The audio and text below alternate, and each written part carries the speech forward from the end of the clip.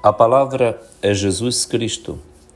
Segunda-feira, na terceira semana da Páscoa, 5 de maio de 2025. Oremos. Concedei-nos, Deus Todo-Poderoso, que despojando-nos do velho homem com suas tendências, vivamos em comunhão com Jesus Cristo, de cuja natureza nos fizestes participantes pelos sacramentos pascais. Por nosso Senhor Jesus Cristo, vosso Filho, que é Deus, e convosco vive e reina na unidade do Espírito Santo, por todos os séculos dos séculos. Amém. Na liturgia da palavra de hoje, temos na primeira leitura o texto dos Atos dos Apóstolos, no capítulo 6, versículos de 8 a 15. O salmo responsorial será o Salmo 118, com 3 estrofes, intercalado entre elas o refrão: Feliz é quem na lei do Senhor Deus vai progredindo, e o Evangelho de São João, no capítulo 6, versículos 22 a 29. Nós continuamos rezando, hoje, amanhã e depois, nas vésperas do conclave, no qual será escolhido o novo sumo pontífice para a Igreja Católica. Agradecidos a Nosso Senhor pela riquíssima vida do Papa Francisco, agora confiamos ao coração de Jesus e ao Divino Espírito a escolha do novo Papa para que tenha a graça de ser um pastor segundo o coração de Jesus, movido pelo Espírito Santo.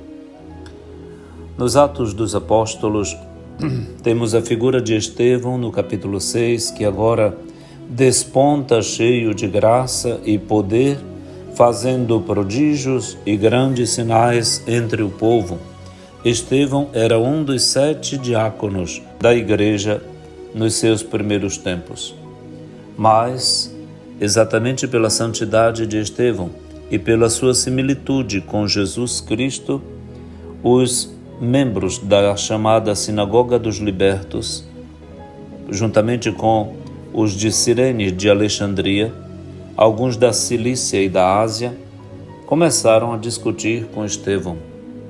E então não conseguiam resistir à sabedoria e ao espírito com que Estevão falava, porque estava cheio da bênção, da sabedoria e da graça de Deus. Não podendo vencer Estevão com as suas falácias, então subornaram. O esquema da mentira, da corrupção volta. Subornaram alguns indivíduos para dizerem mentiras sobre Estevão, que Estevão teria dito blasfêmias contra Moisés e contra Deus, é uma das mentiras. Depois que o próprio Estevão teria dito que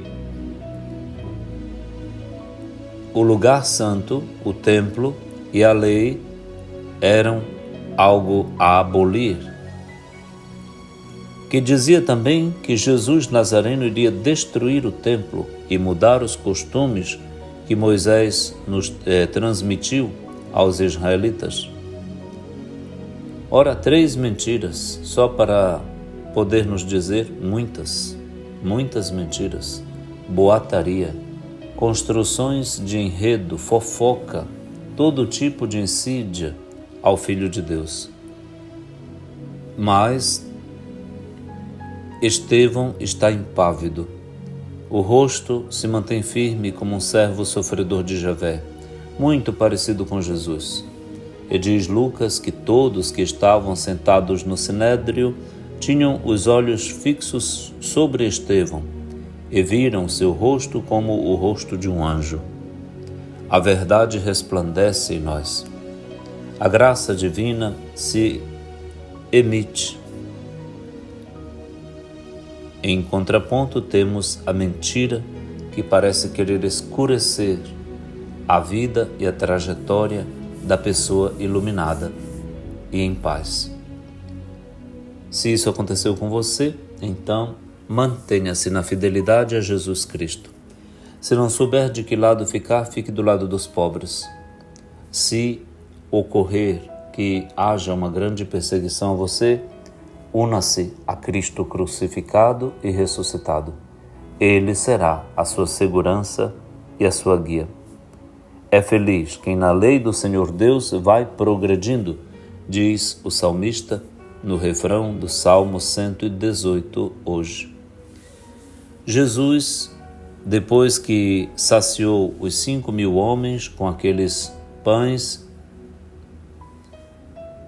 e foi rezar na montanha, e dizem os discípulos que o viram andando sobre o mar, na madrugada do dia seguinte.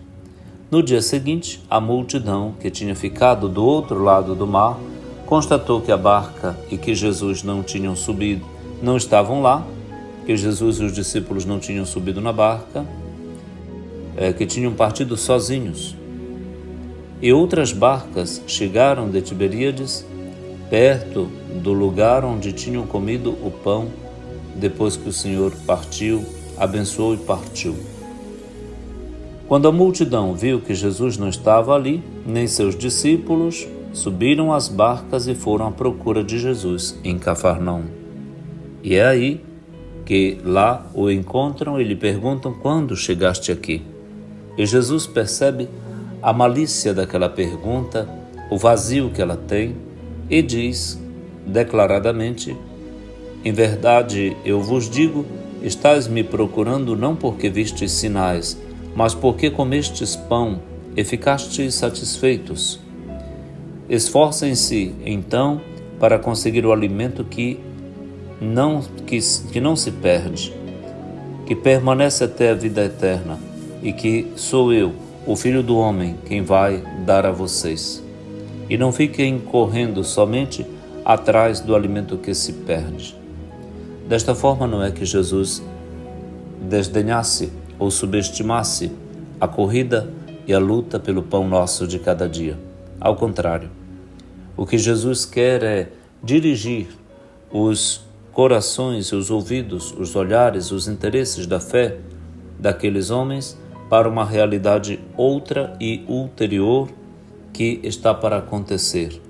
Jesus quer mesmo apontar rumo à Eucaristia, e isso exige uma obra dentro da pessoa. E eles querem saber o que fazer para realizar as obras de Deus, e Jesus aproveita exatamente da pergunta para dizer: a obra de Deus é que vocês acreditem naquele que Ele enviou, em Jesus Cristo, que está falando com eles. Acreditar na Eucaristia é um desafio de então até hoje. Muitos vão à missa quase por dever, mas o penetrar na totalidade do mistério da Eucaristia ainda está bastante aquém para muitos de nós.